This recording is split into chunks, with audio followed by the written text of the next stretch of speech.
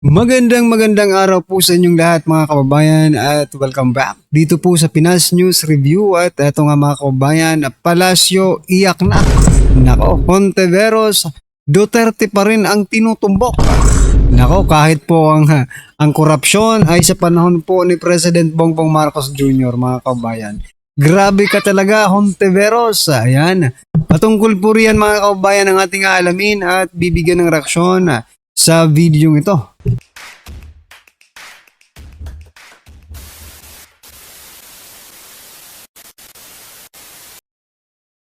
So yan mga kababayan, bago po natin simulan to, kung bago ka pa lang at di pa po nakapag-subscribe sa ating munting channel ay pa-subscribe naman po.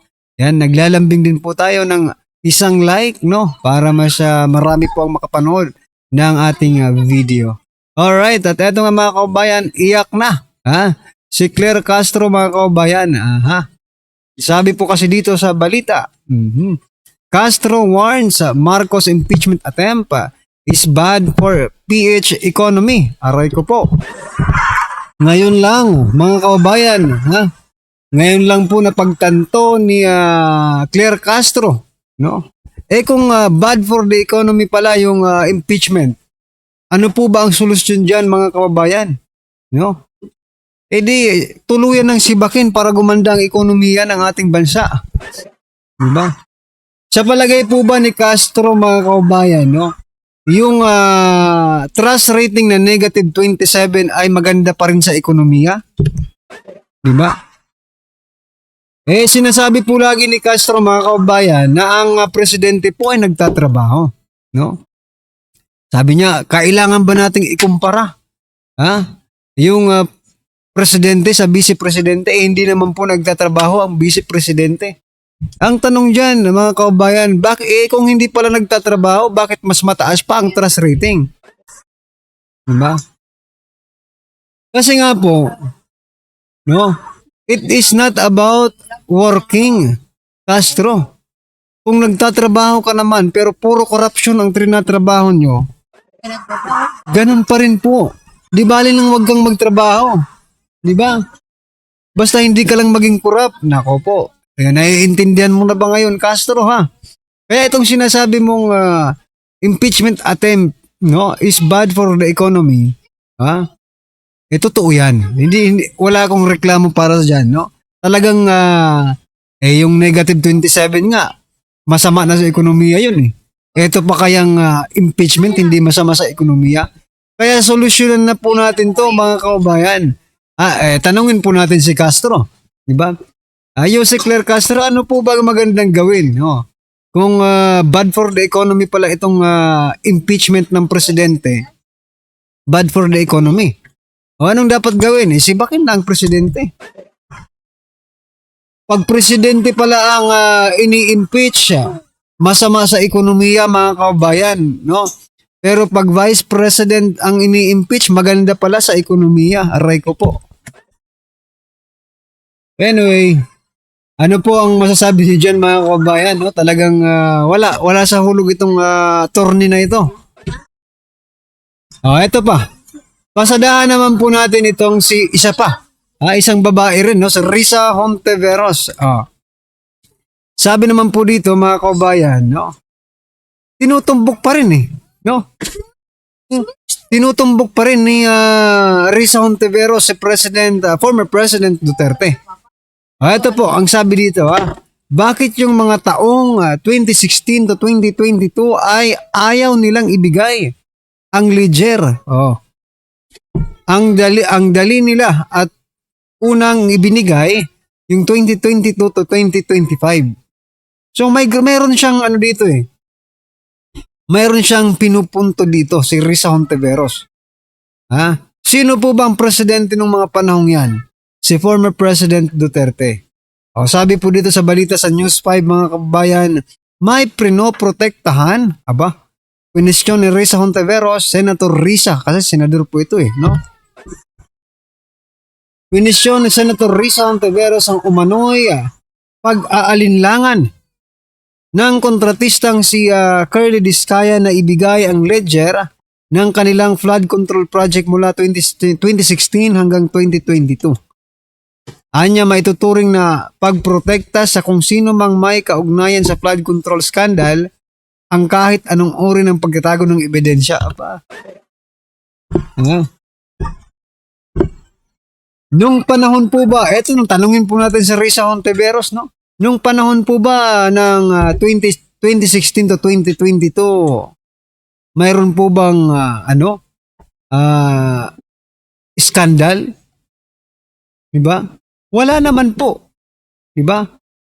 At nakikita po ng taong bayan na nagtatrabaho ang gobyerno. So bakit 2016 at 2022? Isipin nyo mga kababayan, no? Sa panahon po ni former President Duterte, ang mga ilog po ay mayroon pong tinatawag na dredging, no? Hinuhukay po yung mga ilog para lumalim, no? Para pagdating po ng ulan ay dire-diretso pong tubig. Pero nung naupo po si Bongbong Marcos, President Bongbong Marcos, pina-stop po nila yon. Okay? Hindi natin alam kung yung trabaho lang po yung na-stop or continue pa rin yung budget. Diba? Pero balikan po natin balikan po natin si Risa Hontiveros. Okay? Tinutumbok po ni Risa Hontiveros, mga kababayan, ang administrasyon ni former President Duterte.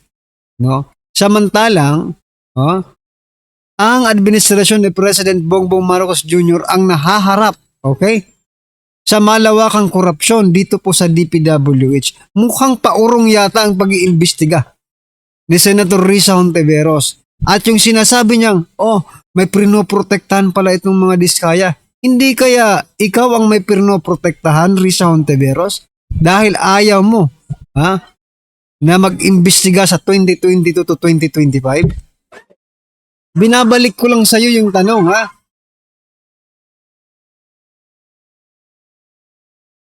Di ba, mga kababayan?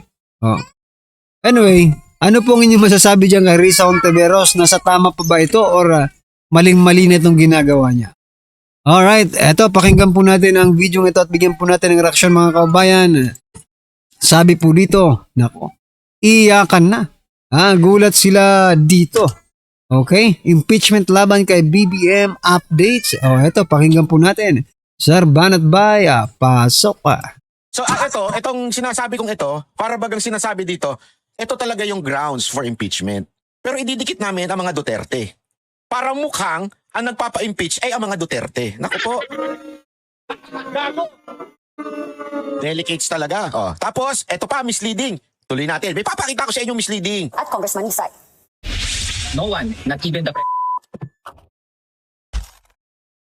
Kayo kasi yung pag-usapan na po. Sinampanan sa Kamara ang kauna-unang impeachment complaint laban kay Pangulong Bongbong Marcos. Live mula sa Batasang Pambansa nangunguna sa balita, si News 5 House Correspondent Marian Enriquez. Marian, anong basihan ang sinampang impeachment complaint?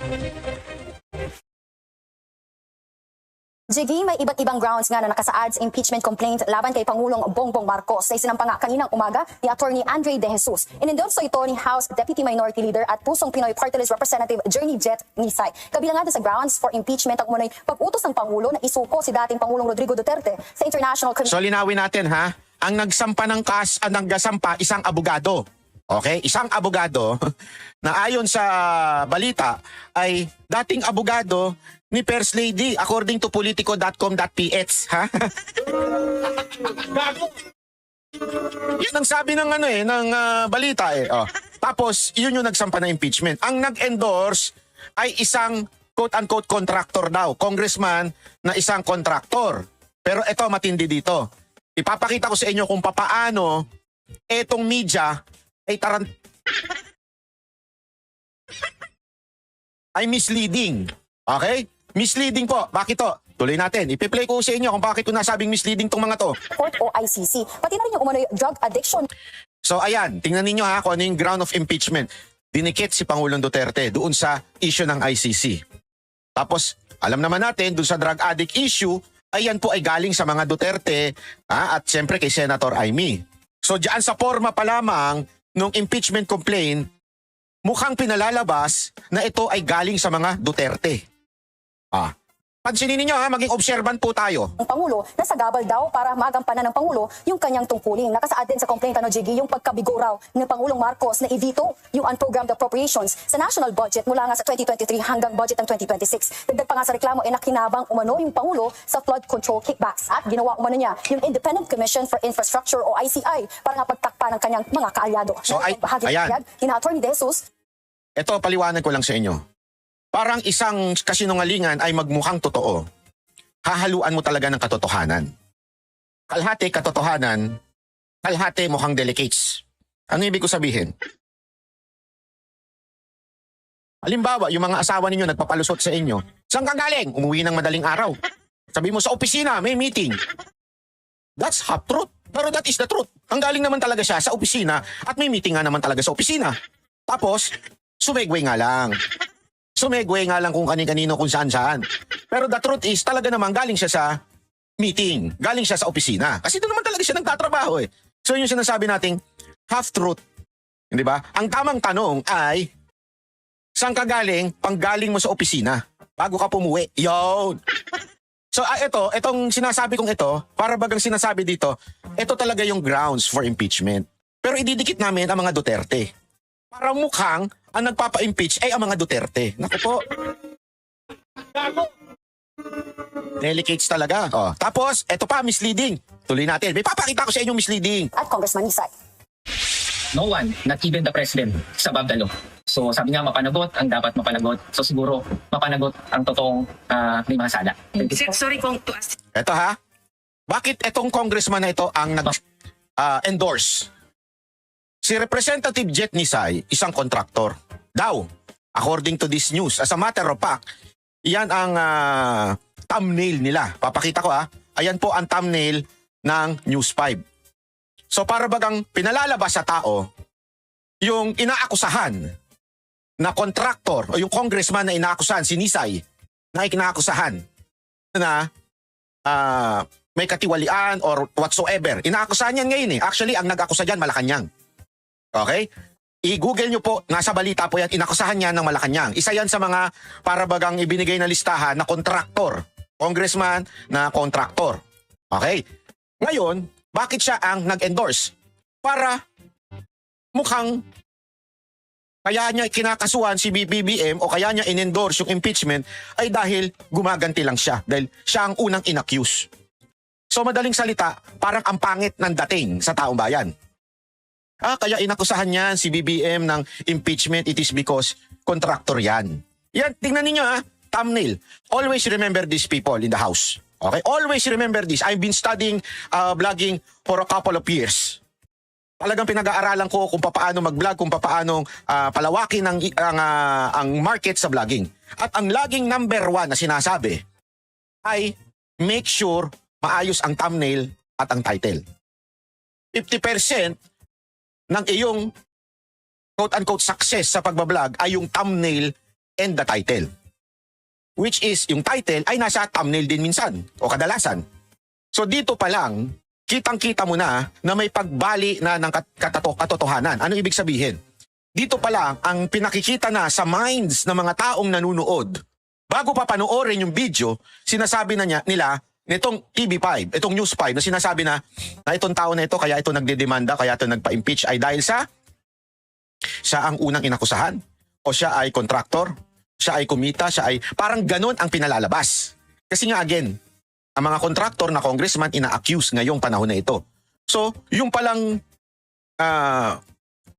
pinalalabas, 50% na pinalalabas ng news na ito ay tila hindi karapat-dapat kasuhan o impeach si PBBM dahil ang mga nag-aakusa sa kanya yung talagang mga tunay na akusado. Yan po ang pinalalabas. O, tuloy natin ha. Panagot ang totoong may mga sala. Sorry kung to ask this question, pero are you working with the side of the Vice President?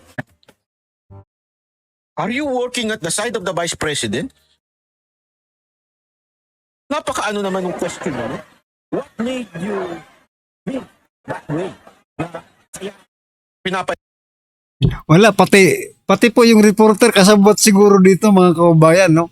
Magkano kaya yung envelopmental dito? Media, no? Kasi minsan mayroon yan inaabot daw, sabi mga kababayan inaabot bago magtanungan. O eto, napapaloob doon sa sobre yung mga yung tanong. Depende po sa tanong yung presyo siguro nito. Isipin mo bakit naman sumagi sa isip mo na nasa likod niya si Vice President Sara Duterte? Yung yung attorney pa ni Lisa Marcos. Diba? Talaga ito. Kino-connect po nila, no? Mina-mindset nila ang taong bayan. Oo. Wala pa man mga kaubayan, parang gusto na nilang palabasin na si Vice Presidente ang may gawa nito. Duterte po ang may kagawa nito. Diba? Grabe kayo, media. Sana ganyan kayo magtanong sa lahat ng politiko, Tinanong nyo rin ba? Si Vice President Sara Duterte kung sino ang nagpapa-impeach sa kanya? Hindi na kailangan. Huwag nyo nang itanong kasi hindi na kailangan. Alam na ng taong bayan yan. Grabe po itong media na ito. It's because of the Vice President. First and foremost, tinanong nyo ba yan nung panahon na in-impeach si VP Sara Duterte? Are you working in the side of the President? Wala Walang ganyan. Eto, inintriga nyo na kagad. Are you working sa side ng Vice President? Tingnan nyo pa kung paano nila i-insinuate, Tingnan niyo, ipapakita ko sa inyo. No. For some, it might be laughable. For some, it might be trivial. But an allegation that our sitting president might be somehow involved in an addiction of some sort to prohibited drugs should be alarming. At Marian, anong background ni Attorney De Jesus at Congressman Nisay? Jiggy, 20 taon na ngang nagpa-practice bilang isang litigation lawyer itong si Attorney De Jesus at napag-alaman naman natin na isang contractor ang nag-endorso ng naturang complaint na si Congressman Nisay. Pagmamayari niya yung kumpanyang JDN Construction and Trading at isa nga siya dun sa mga nirekomendahang kasuhan ng plunder at graft ng ICI. Ayan malinaw, hindi po sa akin ang galing Hindi po sa akin ang galing na inakasahan ng ICI. Galing po yan mismo dun sa reporter. Inakusahan ng ICI etong si Nisay, si Congressman Nisay, si Representative Nisay na kontraktor. Congressman na kontraktor. Dahil nga doon sa pagtanggap ng government contracts habang nakaupo siya sa pwesto. Jiggy. Marian, ano naman ang reaksyon ng mga House leaders sa sinampang reklamo laban sa Pangulo? Jiggy, para kay Senior Deputy Minority Leader Egay Erice, kaduda-duda umano itong motibo ni De Jesus. Siya rin daw kasi yung abogadong nagsampa ng disbarment case laban kay Attorney Glenn Chong, kaugnay nga dun sa pambabastos at physical threats nito kay First Lady Liza Araneta. So ito, ang abogado ni Lisa Marcos, okay? Ay ito, nung sinampahan si Attorney Glenn Chong ng disbarment case. Same lawyer na nagsampa ng impeachment kay Marcos ay dating lawyer daw, according to this report. Dating lawyer daw ni Lisa Marcos na nagsampa ng disbarment case against Glenn Chong. So ayan mga kabayan, na pagtahi-tahi na rin natin ngayon. At na conclude nating lahat na malamang sa malamang, drama lang po ito. Sabi nga ni Senator Amy Marcos, drama series, Ano ito? Netflix? Ayan. Well, anyway mga kabayan, ano po ang inyong opinion, reaction patungkol po sa video nito? Comment na lang po sa baba. Ayan, maraming salamat po. Please don't forget to like the video. Maraming salamat po.